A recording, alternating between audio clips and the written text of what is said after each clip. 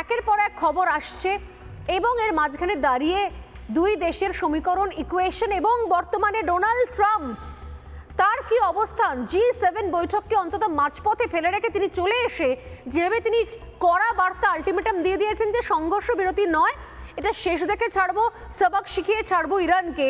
সেই জায়গা থেকে একটা বিষয় স্পষ্ট যে ইরান এবং ইসরায়েল যুদ্ধ ক্রমশ তৃতীয় বিশ্বযুদ্ধের দিকে এগোচ্ছে, যা ভয়ঙ্করভাবে অর্থনৈতিকভাবে প্রভাব ফেলবে বিশ্ব বাজারে মারাত্মকভাবে।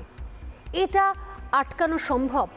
ভারত এই মুহূর্তে কোন স্ট্যান্ড নিতে পারে যা সত্যি সত্যি আটকাতে পারে? আমি শুরু করব বিমল শঙ্কর নন্দকে দিয়ে।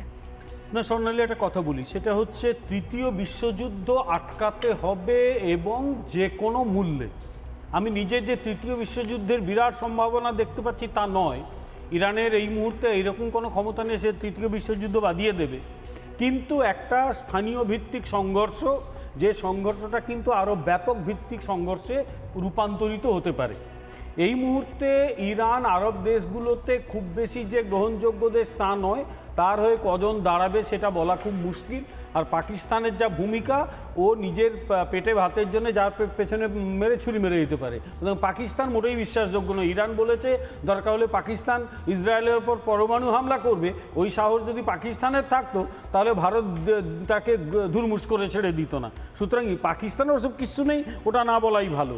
কিন্তু ইরানের বিরুদ্ধে ইসরায়েলের এই মানে যে হামলা এবং ইরানের পাল্টা হামলা একটা জিনিস ক্ষতি করতে পারে আন্তর্জাতিক রাজনীতিতে, সেটা হচ্ছে আন্তর্জাতিক অর্থনীতি বিপর্যস্ত হয়ে যেতে পারে।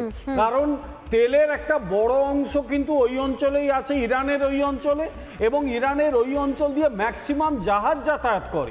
ফলে সেগুলো যদি কোনোভাবে ডিস্টার্বড হয়, বন্ধ হয়ে যায়, তাহলে আন্তর্জাতিক তেলের দাম, মানে বাজারে তেলের দাম যে কোথায় দাঁড়াবে কেউ ভাবতে পারছে না। এটা গেল এক নম্বর।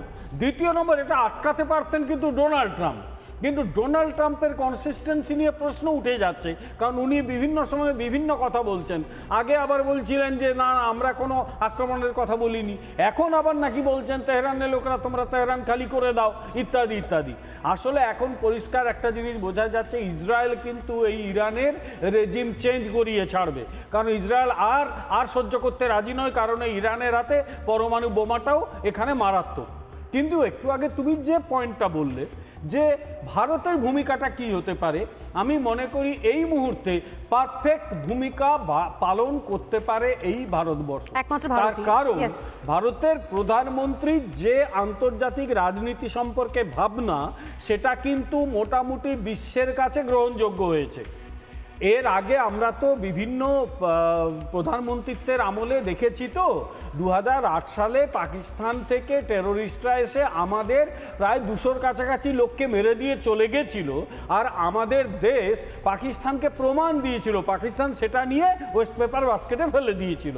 আর এখনকার ভারতবর্ষ একটা যদি কেউ এটা মানে আঙুল তুলে কথা বলার সাহস দেখায়, ভারতবর্ষ তার আঙুলটা মোটকে ভেঙে দিতে পারে, যেটা পাকিস্তান বুঝে গেছে।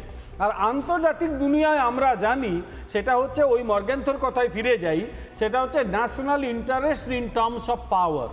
সেই লোকটি তার স্বার্থ রক্ষা করতে পারে, সেই দেশটি যার পাওয়ার রয়েছে সে তার ন্যাশনাল ইন্টারেস্ট রক্ষা করতে পারে। আমি এখানে একটা লাইনে শেষ করি, সেইটা করতে গেলে নিজেকে শক্তিশালী জায়গায় নিয়ে যেতে হবে।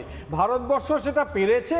রাশিয়া ইউক্রেনের যুদ্ধে গোটা পৃথিবী কিন্তু ভারতের দিকেই তাকিয়েছিল। প্রধানমন্ত্রীর একটা কথা আমরা ভাইরাল হওয়া যাকে বলে হয়েছিল, সেটা হচ্ছে এটা যুদ্ধের সময় নয়।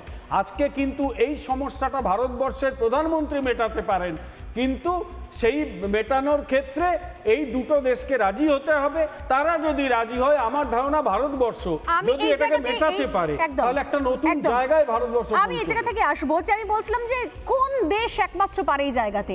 আমরা আজকেও দেখলাম G7 বৈঠকে, সেখানেও অধিকাংশ ভোট পড়ছে ইসরায়েলের পক্ষে। যদিও মতানৈক্যের জন্য মার্কিন প্রেসিডেন্ট তিনি বৈঠক ছেড়ে চলে গেলেন, কারণ তিনি আরো বড় সবাক শেখাতে চান, আরো বড় তিনি ব্যবস্থা নিতে চান, তিনি সংঘর্ষ বিরতির থেকে আরো বড় কিছু করতে চান। কিন্তু বিষয়টা হচ্ছে আরো বড় কিছু করার মধ্যে আদৌ কি গোটা বিশ্বের জন্য ভালো কিছু লুকিয়ে রয়েছে? নানা ধরনের কন্টেন্ট দেখার জন্য লাইক করুন, শেয়ার করুন আমাদের ফেসবুক পেজ, সাবস্ক্রাইব করুন আমাদের ইউটিউব চ্যানেল। পাশাপাশি অন্যান্য ব্রেকিং নিউজের জন্য অবশ্যই চোখ রাখুন রিপাবলিক বাংলায়।